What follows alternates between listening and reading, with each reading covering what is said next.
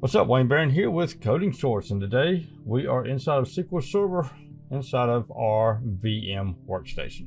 What we're going to be doing is we're going to be connecting on to our TrueNas server so we can start doing backups of our SQL Server databases.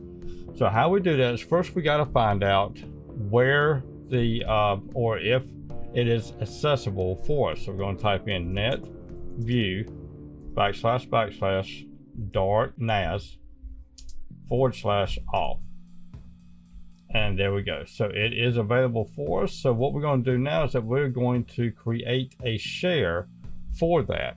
So how we create a share is that we come over here, we choose net use, we're going to assign it to a Z drive, and then we're going to come over here, we're going to copy this and then / and then our name right here, and then we're going to hit enter.